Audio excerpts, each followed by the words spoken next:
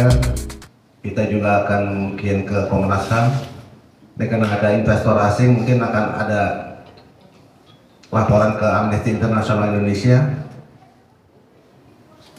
Kita akan sampai titik penghabisan gitu. Jadi kita berharap, mohon dengan hati nuraninya ini, pemerintah atau negara gitu. Kalau kita lihat Menteri BUMN begitu sigap ya, jadi ketua panitia pernikahan anak presiden. Beliau turun tangan langsung, turun tangan di lapangan mengatur persiapan resepsi pernikahan. Dan kita juga minta tolong Menteri BUMN ini juga sigap gitu. Ini lebih masalah yang krusial, menyangkut hajat hidup 150-an para subkontraktor dan supplier yang sudah menderita sengsara. Bahkan ada satu orang supplier di Brebes itu yang sampai bunuh diri. Ini jauh lebih penting gitu. Kemudian PPA, tolonglah juga perhatiannya gitu. Jangan memanfaatkan hukum kepailitan. Jadi para pejabat Menteri BUMN, Kementerian BUMN, PPA, semua kepada PD selalu bilang masalah Istaka Karya ini sudah diserahkan kepada proses hukum. Tapi bagi kami ini, dengan dipilotkan Istaka Karya ini proses hukum yang tidak berkeadilan, karena kita tahu kita ini akan tidak terbayar, tidak ada sisa dari aset yang akan dijual dilelang oleh para kurator. Kita sudah tahu gitu, tidak akan terbayar. Itu kalau kita berbicara tentang hukum kepailitan, memang itu jalan terakhir ya yang dilakukan oleh setiap perusahaan. Cuman sungguh memalukan ya kalau sebuah perusahaan negara dipilotkan. Itu apa kata dunia, termasuk juga investor dari luar.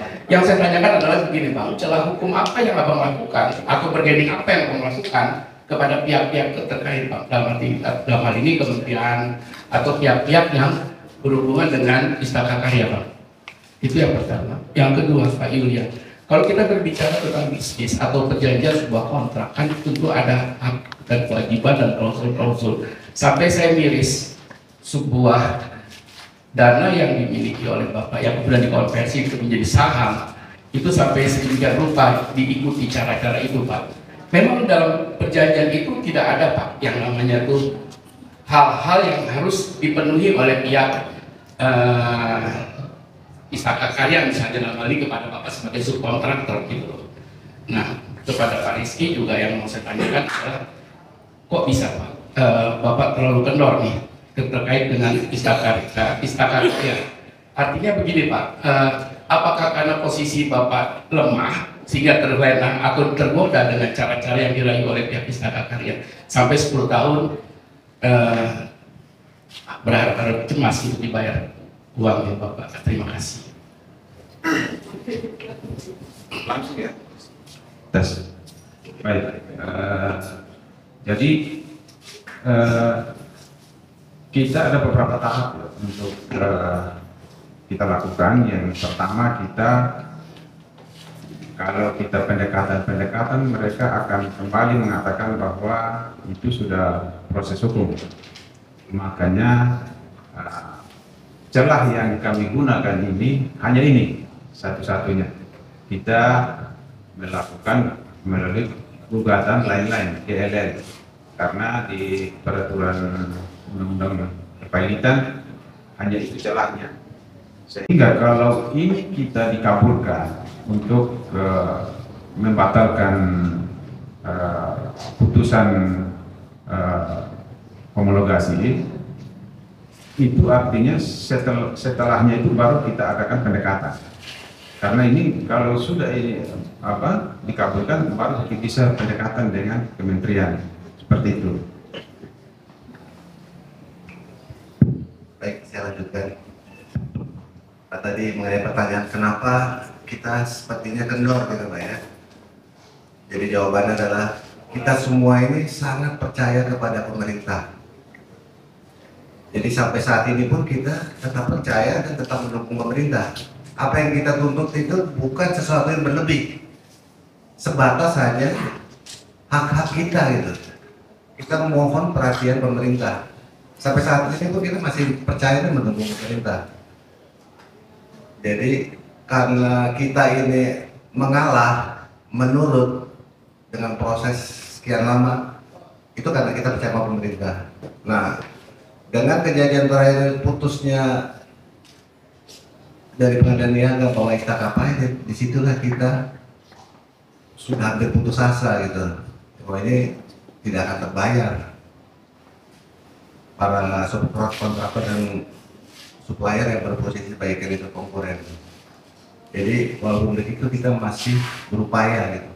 Kita berupaya nanti akan ke wakil rakyat untuk menyelesaikan ini. Kita tetap ada jalur yang tidak melanggar hukum. Kita patuh hukum. Kita akan beraudiensi dengan Komisi 6 DPR. Itu wakil rakyat yang menerima aspirasi maupun pengaduan dari rakyat. Jadi kita ini para supporter ya kita ini semua rakyat gitu loh. Rakyat yang tidak berlebih menuntut apapun, sebatas menuntut hak-hak yang belum diselesaikan selama kurun waktu lebih dari 10 tahun yang sudah lama. Nah, itu jawaban saya kira-kira. Jadi silakan berikutnya kalau ada pertanyaan. Pak Yulia tadi. Pak Yulia. Terima kasih. Boleh saya ceritakan Pak, saya mulai dari awal dipahitkan kira-kira 11 tahun yang lalu saya ikuti sidang ini. Dan kami tahu persis kewajiban dengan aset itu jauh lebih besar hutangnya, kewajibannya. Jadi kami tahu undang-undang pailitan mekanismenya begitu. Karena demikian juga dari pihak undang-undang itu bukan itu DPR lah yang akan membuatkan. Tapi bahwa setelah apabila kami kemudian diadakan perdamaian, saya ikut rutin damai. Kita lebih baik tunggu 11 tahun daripada tidak dapat apa-apa. Kami berhitung begitu Pak, sekalipun kami nggak tahu hukum. Nah, dengan demikian kami ikut perdamaian. Tapi hukum mengatakan bahwa bila ada satu dari kreditor itu menggugat lagi, kalau tidak salah itu, maka dinyatakan valid. Jadi kemudian menambah mengadukan menggugat Pak Kepailitan. Ya dengan ini otomatis jatuh lain begitu. Jadi ya itu juga bukti utangnya seperti yang nambas itu relatif kecil. Dengan kami yang perusahaan kecil aja kami lebih besar kok. Jadi yaitu kami dengan demikian hanya pada kebijakan entah hukum maupun eksekutif yang bisa menolong kami, karena memang undang-undang mengatakan begitu. Jadi kami akan berjuang. Jadi nanti hari Seninnya apa putusannya? Ya saya tidak tahu apa bisa kami ada celah untuk berjuang. Tapi yang jelas terima kasih sekali kepada BDS IT Pak dan Pak Amos, karena Bapak dengan demikian sudah memberi peluang waktu untuk berjuang. Tapi nanti tergantung 3 hari lagi berjuang, karena dengan demikian Pak BDS IT dengan biaya sekian mahal. Saya sekarang untuk jalan ke sini aja sudah tidak punya uang. Tapi BDS IT mau berjuang dengan biaya untuk keadaannya lebih baik untuk kita semua. Nah, mudah-mudahan Bapak Amos sudah berhasil. Mudah-mudahan kami doakan, hanya bisa doa dan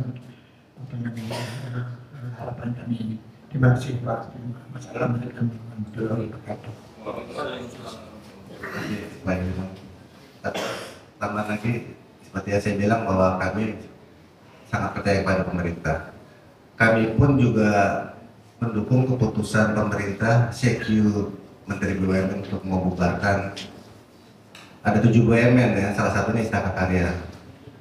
Jadi kami persilahkan gitu pemerintah untuk membubarkan BUMN. Silahkan tempuh prosedur baik dengan melalui BPK untuk pemeriksaannya, kontrolnya, kemudian dengan BPKP pengawasannya, kemudian minta persetujuan DPR. Setahu saya Menteri BUMN sudah meminta persetujuan DPR dan DPR menyetujui. Jadi pihak DPR menyampaikan bahwa karena para 7 BUMN ini membebani keuangan negara, jadi DPR menyetujui untuk dibubarkan. Nah, bagi kami membubarkan suatu BUMN kan tidak sesimpel itu gitu. Perlu proses hukum, kemudian perlu audit, perlu dinilai asetnya, perlu disediakan anggaran untuk menyelesaikan kewajiban-kewajiban BUMN.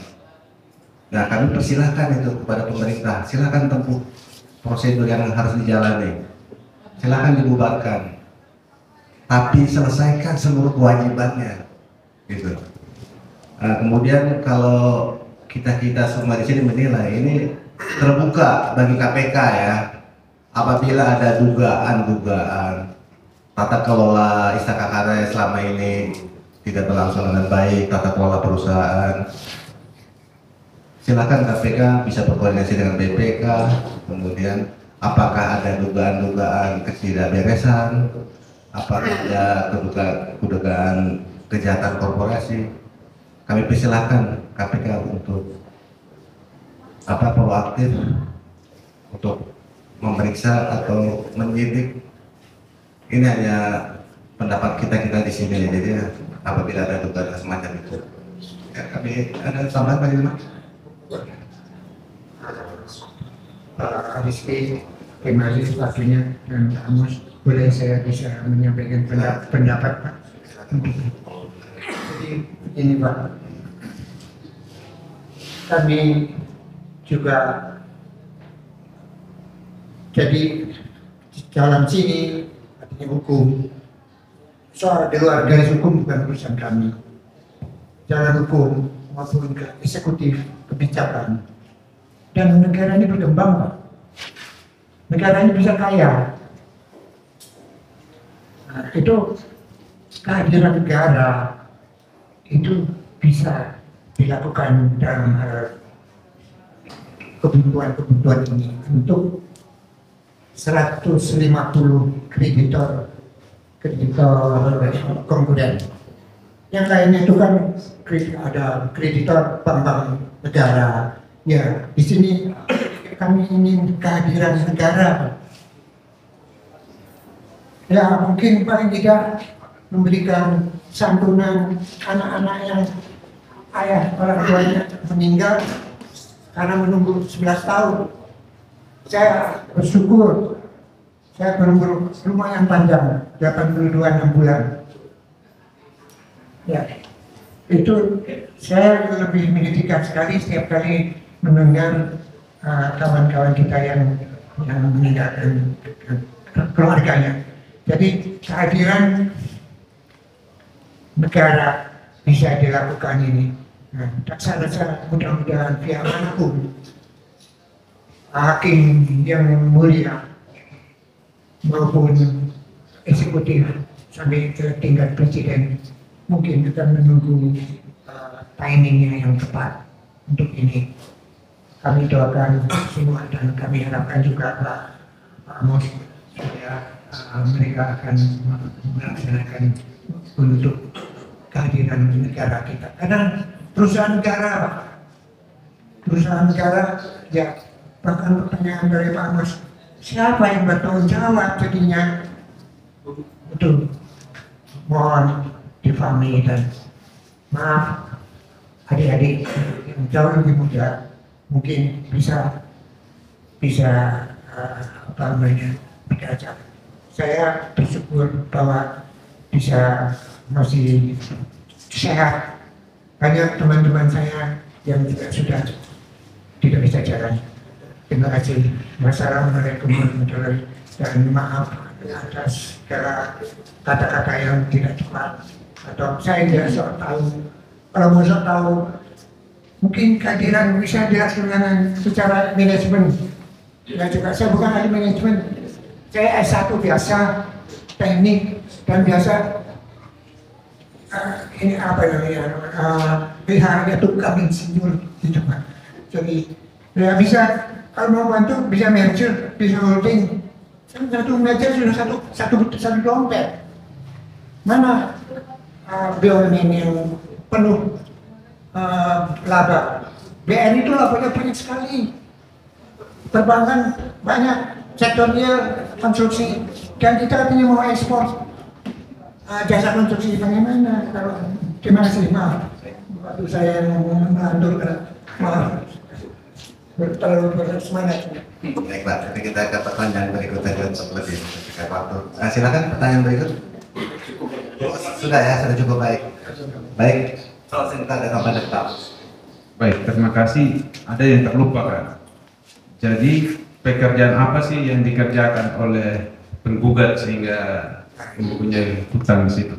Itu kalau kita dengar dulu, lihat dulu jalan tol bandara.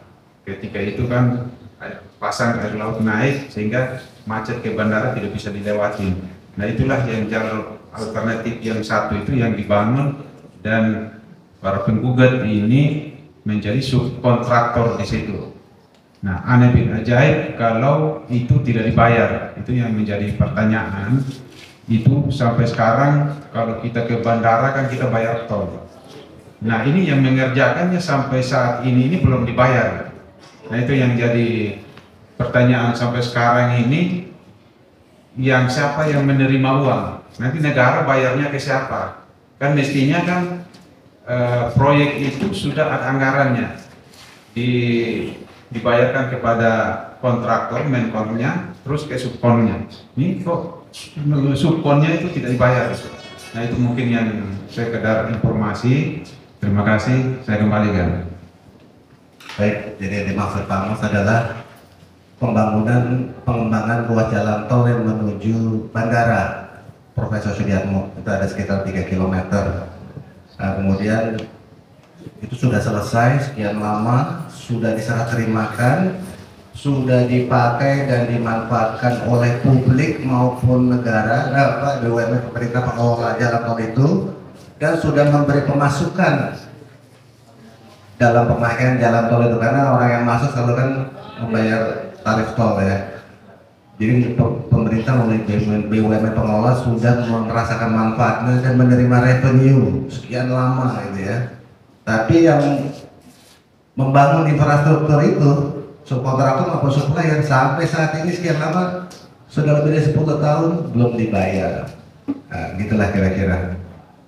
Jadi kalau saya lihat sudah cukup untuk acara konferensi pers hari ini. Sekali lagi saya mengucapkan terima kasih sebesar-besarnya kepada rekan-rekan media yang berkenan hadir. Kemudian mohon maaf apabila ada kekurangan dan mohon bantuannya untuk dapat meliput serta memuat dan menyiarkan acara pada hari ini. Terima kasih. Wassalamualaikum warahmatullahi wabarakatuh. Jangan lupa subscribe dan nyalakan loncengnya.